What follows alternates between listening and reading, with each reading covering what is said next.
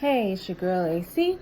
I'm here with a video doing my little interpretation about the Avengers Endgame. By now, I figure everyone should have seen it. Like I said before, if you haven't seen it, I don't know what to tell you. Click off the video now because I'm going to talk about it and I'm going to say my piece. So first of all, it's a 3-hour movie. Everyone knew that.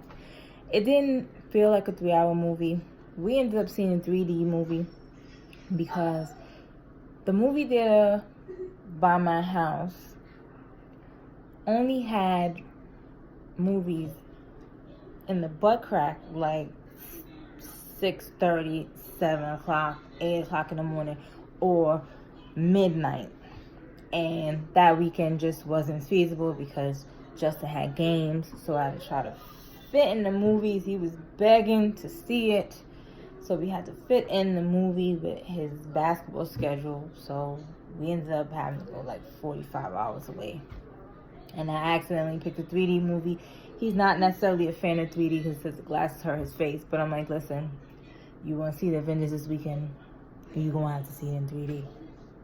And here we went. So again, movie was 3 hours. Didn't seem that long. It starts off with Hawkeye, and he's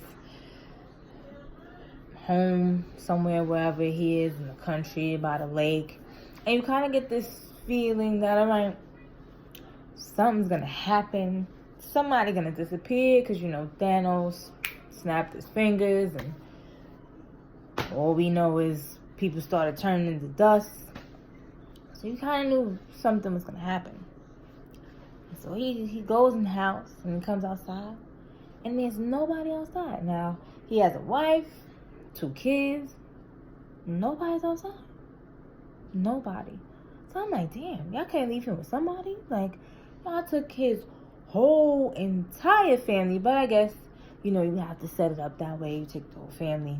Person has nothing to lose. But I'm like, damn, whole family? That's messed up. I'm just going to jump around a little bit. One of the things that happened that I was confused about was I figured we were going to see more of Captain Marvel, because she just had this movie which was great, and I figured we were going to see a lot more of Captain Marvel, and she's in the movie, but you don't really see a lot of her. It's more so focused on like Iron Man and Captain America. Like, they're like the main focus. Is not really Captain Marvel. So they come up with this plan that they're gonna find Thanos and they're gonna steal the gauntlet. I guess that's what it's called. They're gonna steal it and snap it, and everything's gonna go back to where it is. So they figure out where he's at. They go, Captain Marvel goes and says, oh, he's by himself, there's no army, nothing.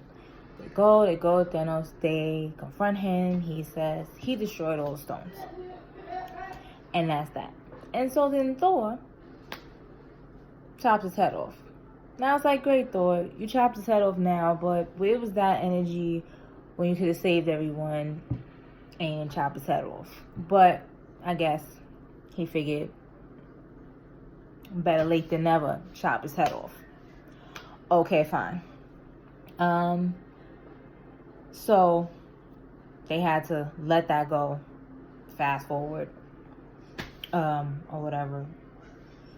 A couple of things they did. I guess Bruce came to terms with his whole Hulk thing, so they have like a combo deal. So he's like big and green, but he still kind of has his face and his voice. So he was looking kind of fine for somebody that was green. That was a nice little mix-up they did with his look.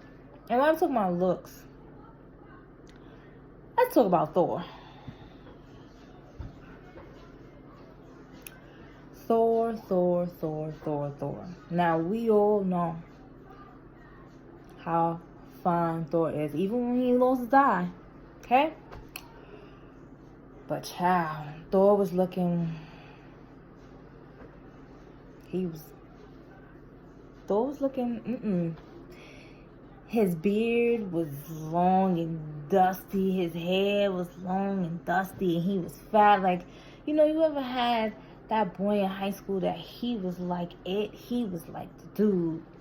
And, you know, I was kind of shy in high school, and, you know, I didn't really talk to the boys in high school. And, you know, but you had that guy that was like, he was like the guy, you know, but he was only into the girls and never gave you the time of day. And then one day after you kind of got yourself together, you walking down the street and you run into him. And he's like, hey, girl, and, oh, how you doing? Look at you. And you looking at him like, what happened to you? That's how Thor was looking. Thor was looking like, what happened to you? And he was like playing video games. Thor was a hot ass mess. He was a hot ass mess. He was not the heartthrob of the movie. He was a hot ass mess. Let's see what else we got here. So they come up with this plan. Hold on, excuse my child. While I'm trying to talk about what I talk about. So anyway, yeah, okay, thanks. Yeah, this is my 11-year-old who doesn't want to get on camera because he doesn't want anyone to know his business. So anyway, they come up with this plan on the Ant-Man guy, and you have to excuse me because I never saw Ant-Man and the Wasp. I had I'm gonna tell you no desire whatsoever to see that. But anyway, he was in some universe, and he comes back, and he realized what happened because he has no idea what happened. So he starts telling him about this time travel and how they can go back and try to fix everything and all this stuff. Oh, well, who would know how to do that? Boom. Tony Stark. So here we are, Iron Man. Tony Stark's like, I don't want to have nothing to do with it. I'm good with life the way it is. I got my wife here. I got a kid, a daughter. I'm good with life. I don't want to go back and have something get messed up. I'm fine. Leave it at that. So that's when they end up running into Bruce because, you know, he's smart and all that other stuff. They come up with the time machine thing, and Ant-Man first comes back and he's like a kid. So then they have to send him back. And then he comes back and he's like an old man. And he comes back and then he's like a baby. So they're pretty much not getting it together. And Tony Stark, although he said he wasn't into it, he's like playing around with his little thing to see if it could work. And it tells him that it could work. And he's shocked, but you know, he's torn because he likes things the way they are. And if they go and they change and they mess something up, then things might be different. But anyway, as we figured, it's the movie. He's on board. So their idea is to go back and collect the stones before Thanos does, which brings you into different parts of different movies where the stone was. So that's pretty much what they do. You can kind of see what's going on with certain scenes. Like, for instance, when they go to get the Soul Stone. Now, if you remember from Infinity War, when you go to the Soul Stone, you have to give up a soul for the stone. So 2 people go. It's Hawkeye and it's Black Widow. So automatically, when they're there, you like, okay, which one of them is going to die? Now, I figured it would be her because he's the one that had the family. I mean, he doesn't have the family now, but they trying to fix everything. And she does this whole speech about she never had any family until she became a part of the Avengers. So, of course, they go, and the guy tells them, okay, one of y'all gotta die. One of y'all gotta die to get the stone, or that's happening. And the guy's like, oh, I don't think he's telling the truth. But she's like, no, Thanos came. And when he left, he had no Gamora. So, obviously, that's what happens. They have this whole truce thing. And she goes, and he stops her, and then he goes. And then she makes it so that now both of them are like hanging from the cliff. But she's at the bottom. So, it's like, you either gotta let me go, or we both gonna die, and we're gonna fail. So, she ends up falling. I'm not particularly invested in Black Widow, so I was sad that she died, but it wasn't It wasn't a big deal. So they go, they're getting the stones, all this good stuff. They get to one point where they're supposed to get the stone, but Loki gets his hands on it, so now they gotta go back in time to like the 70s before, Captain America was frozen, and then Tony Stark meets his dad. It was some cool stuff. And long story short, they get everything together. Back to Captain Marvel. Like I said, she was in and out. But I will say her haircut, she was looking good with some cute hair, with some short hair. It was good to know that, Thanos, when he snapped his fingers, he left some good hairstylists behind, because her hair was on point. She does show up because, somehow, because Thanos finds out through the old Nebula the plan, and then he goes to try to intervene. So once they get the stones, they get the gauntlet, Hulk puts it on his hand because he's like, I'm the one that's strong enough to be able to deal with all this. So basically he snaps his fingers. So basically what that's telling you is that all the people that were gone are now back. They fixed it. So Thanos finds out.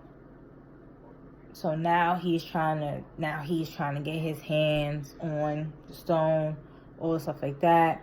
They have this big drawn out war, and now you're like, okay, somebody else has to die, and it has to be significant. So who's gonna die? So there's one point when he's fighting Captain America, and you're like, maybe Captain America's gonna die. And then there's one point where he's fighting Thor, and you're like, oh, maybe Thor's gonna die.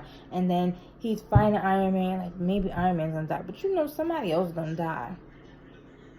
Cause somebody gotta die. They can't just defeat Thanos.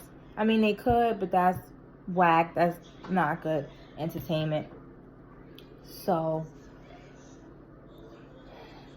Thanos has his army. Then you have all the people that came back. You have Wakanda people. They come back and they're ready. I was a little sad. They only show M'Baku for like 2 minutes. They show him running. I'm like, you couldn't show like a close up of him or something. He couldn't say something clever. I love me some M'Baku, but he was in the movie for like, if you blink, you missed M'Baku. Whatever. So when they come back, the Guardians, basically all the Avengers and their peoples are back. And they're fighting the war. Finally, Thanos somehow gets a glove. Him and Iron Man are fighting.